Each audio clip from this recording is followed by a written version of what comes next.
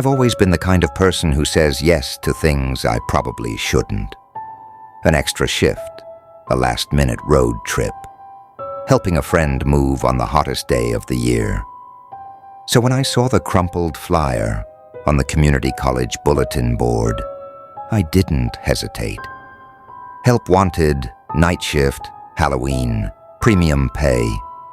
The place was called the Starlight Spoon, a 24/7 diner way out on Route 87, a stretch of asphalt so forgotten it probably still thinks Eisenhower is president.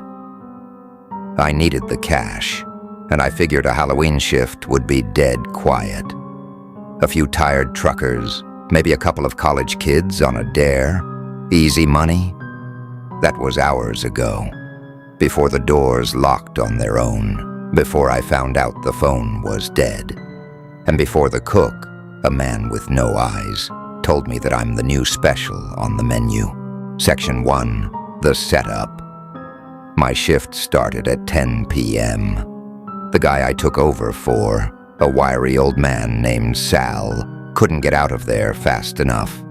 He handed me a greasy set of keys, mumbled something about keeping the coffee fresh, and was gone before I could even ask where the extra napkins were.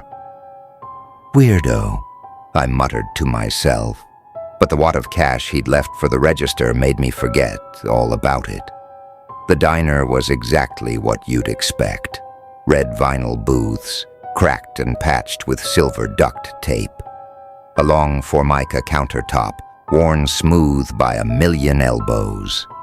The air was thick with the ghosts of breakfasts past. A permanent perfume of bacon grease, stale coffee, and industrial cleaner.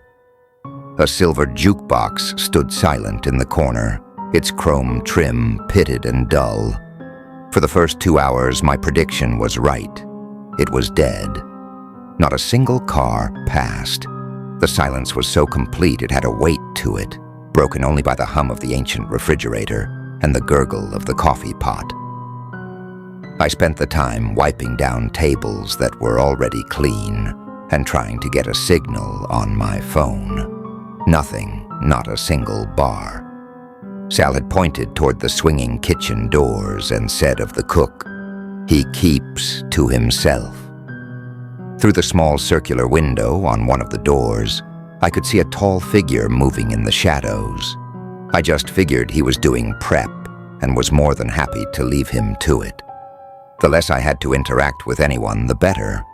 But the quiet didn't feel peaceful anymore. It started to feel watchful. I kept glancing up from my book, thinking I saw a flicker of movement in the reflection of the coffee machine. I shook it off as first night jitters, my imagination running wild on Halloween. Section 2, the confrontation begins. Around 12:30 a.m., the jukebox in the corner flickered to life. The colored lights pulsed weakly, and a song started to play. It wasn't rock and roll. It was a slow, mournful ballad from a time long before my parents were born. A woman's voice crooning about a love lost at sea. I walked over to it, my footsteps echoing in the silence. There was no money in the slot. The selection buttons were grimy and stiff. I looked for the plug, but the cord snaked behind the heavy machine and into the wall. As the song played its final chord, the jukebox went dark and silent again. A cold dread, slick and oily, began to seep into my bones. It has to be faulty wiring, an old building, a power surge. It had to be. That's when I noticed the cold. The diner's heating had been rattling away, but now a deep chill was creeping in. I went to the front door, thinking Sal hadn't shut it properly. I grabbed the heavy brass handle. It wouldn't turn, locked solid. I fumbled for the keys Sal had given me, my hands starting to tremble. I jammed the key in the lock. It wouldn't budge. It felt welded shut. Panic started bubbling in my chest. I rushed to the back door. Same thing, locked, sealed. I slammed my shoulder against it, a pathetic, muffled thud. It didn't give an inch. My heart was hammering. Okay, don't panic. Don't panic. I pulled out my phone again. No service? Of course. I went behind the counter to the diner's landline, a greasy yellow rotary phone. I snatched the receiver. No dial tone, just a dead, empty silence. And then, underneath the silence, I heard it. A faint, wet, scratching sound. It was coming from the kitchen. Section 3. Escalation. I stood paralyzed, straining to hear over the thumping in my chest. The scratching stopped. A moment later, a new smell drifted from the kitchen. Not bacon, not coffee. It was a sharp, coppery, metallic scent that made the back of my throat itch. It smelled like old pennies and butchered meat. I backed away from the kitchen doors, my eyes glued to the little round window. The shadow I'd seen earlier was still, but it seemed bigger now. Closer I thought about the windows. Maybe I could break one. I grabbed a heavy sugar dispenser from the counter, its glass body cold and solid in my sweaty palm. As I took a step toward the nearest window, one of the kitchen doors creaked open. He stepped out, and the air went ice cold. He was impossibly tall and thin, his frame draped in a cook's uniform that was now stained with rust-colored grime. His skin was the pale, waxy color of a corpse. But his eyes, or where his eyes should have been, were sewn shut with thick, black twine. The stitches were crude, angry slashes, and a dark, oily substance seeped from the seams, running down his hollow cheeks. He didn't turn his head, but I felt his attention lock onto me. The air grew thick, hard to breathe. He took a shuffling step forward. The sound was wrong. It wasn't shoes on linoleum. It was a wet, dragging sound. He spoke, his voice like dead leaves skittering across pavement. "The grill is almost hot," he rasped, "getting ready for the Halloween special." He smiled then, a thin, bloodless line that didn't reach his stitched-shut eyes. I could only stare, the sugar dispenser feeling like a toy in my hand. He hadn't seen me, but I knew, with a certainty that chilled me to my soul, he was looking right at me. Section 4. The diner's true nature. My blood ran cold.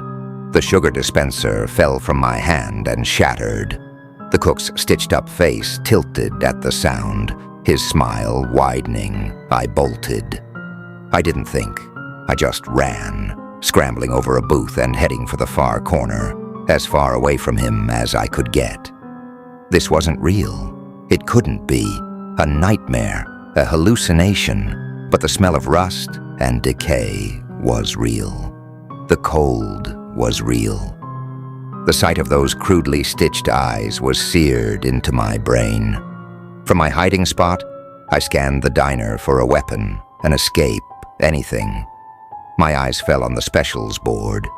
The writing was faded, but from this angle, I could see things I hadn't noticed before. Underneath today's specials were words that made no sense. The traveler's toll, the night shift offering.